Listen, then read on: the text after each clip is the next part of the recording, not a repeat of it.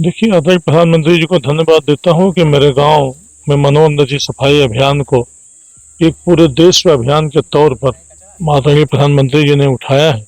उनको धन्यवाद देता हूँ और निश्चित रूप से पूरे भारत के सभी नागरिकों की जिम्मेदारी है कि अपने आसपास की नदियों को साफ रखें, झीलों को साफ रखें, अपने ड्रेन को साफ रखें, तालाबों को साफ रखें, घर को साफ रखें, नदी नालों को अपने साफ रखें। उनको सबको साफ रखना ही चाहिए, लेकिन उसके साथ जरूरी है कि नदियों में बहाव होना चाहिए। अगर अबला और निर्मल नदियों को बनाना है, उसके लिए पानी चाहिए।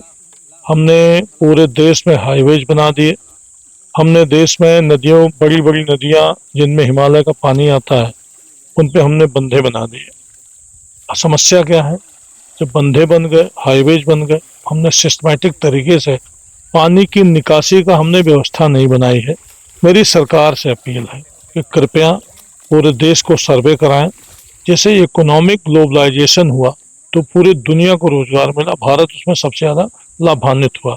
वैसे अगर 2047 तक विकसित भारत हमें बनाना है तो निश्चित रूप से हमें पानी की जरूरत है, अच्छे पर्यावरण की जरूरत है, स्वस्थ रहने की जरूरत है। और इसके लिए हमारी जरूरत है कि हम हिमालय के पानी का संचयन करें, नदियों को उसमें गिराएं। बरसात कम होती है, पिछली बार बरसात कम हुई तो नदी में बहाव नहीं है, नदी में पानी नहीं है। आज की स्थिति, जितना आंगन में पानी आता है उतने नदी में पानी आता है, इससे बहाव नहीं बनेगा। हमें नदियों को पानी देने की जरूरत है।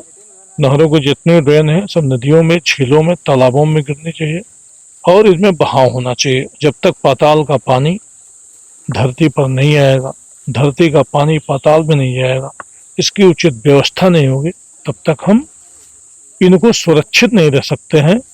अभी हमने सवाल साफ किया, सिवार साफ किया, जलकुंभी साफ किया, एक हफ्ते के अंदर वही स्थिति फिर हो जाएगी। यहाँ पे बहाव होगा। आपने कभी देखा घाघरा में कभी जलकुंभी देखी? सरजू कभी जलकुंभी देखी? गंगा में जलकुंभी देखी आपने? या बड़ी नदियों को जल, समुद्र में जलकुंभी आपने देखी कभी? क्यों? बहाव होता है, साफ हो जाता है। वैसे छोटी नदियों को जीवन देने की जरूरत है। हमारे बचपन में हम लोग जानते भी नहीं थे, हमारा नदी के किनारे घर है, कि हम कभी नल पे नहाने के लिए हमने कभी नल पे नहाया नहीं था। हमारे घर में नदी के पानी से खाना बनता था, जानवरों को ही खाना दिया जाता था, उसी में हम लोग नहाते थे। हम जानते थे यही जीवन है, यही सर्वस्व है। जब कभी हम बाहर गए तब देखा कि हाँ, बल्टी में नहाना और नदी में नहाना कितना अंतर है। हम बल्टी में आज नहा रहे हैं क्योंकि नदी गंदी हो चुकी है, पानी सुरक्षित नहीं है, जानवर के पीने लायक भी पानी नहीं है। इनको हमको जीवन देने की जरूरत है। प्रधानमंत्री को मैं धन्यवाद देता हूं कि 2018 से जो मैंने मुहिम शुरू किया, आदरणीय योगी जी के नेतृत्व में उनको बुला करके मनोवर सफाई अभियान को जो शुरू किया, आज पीएम मोदी जी ने उसकी सराहना किया। मैं मोदी जी को धन्यवाद देता हूँ। अमृत सरोवर योजना भी चला रही है सरकार। मोदी जी का एक जो है बहुत गोल्डन ड्रीम है। मैं फिर कहता हूँ कि अमृत सरोवर जो योजना है, उस अमृत सरोवर में पानी कहाँ से आ रहा है? पानी है क्या? किसी अमृत सरोवर में पानी है क्या? हमने जब सब बांध दिया चारों तरफ से, अमृत सरोवर के चारों तरफ बंधे हमने लगा दिया, अमृत सरोवर में जहां से पानी आना है उसको हमने बांध दिया, हमने उसको बांध दिया। पानी कहाँ से आता है? जब पानी नहीं होता तो हमको हिमालय पानी देता है, हिमालय का पानी नदियों में संकुचित कर दिया है।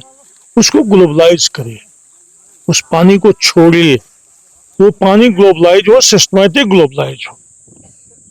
किसान, देखिए, किसी भी देश का अन्नदाता किसान जब सुरक्षित होगा तभी देश सुरक्षित होगा। हम विकसित भारत का संकल्प लेते हैं, विकसित भारत करने के लिए जी तोड़ मेहनत करेंगे, दिन रात मेहनत करेंगे, लेकिन 70% देश पे किसान है। उनकी खेती सुरक्षित तब होगी जब खेतों को पानी मिलेगा। हम कभी नदियों से पानी मशीनों से चलाते थे, तालाबों से दोगले से पानी डाल के हम सींचते थे, ठीक है, उचती नहीं, लेकिन पानी ही नहीं है। बरसात में एक तरफ तबाही से मरते हैं, खा खा के मरते हैं, बरसात खत्म होती है बिना पानी के मरते हैं। नदियों में पानी नहीं है। क्यों नहीं पानी है? क्योंकि बंधे इतने हाईवेज बन गए अनसिस्टमैटिक, बड़ी बड़ी नदियों किनारे बंधे बन गए, पानी ग्लोबलाइज नहीं हो रहा। उस पानी को छोड़िए।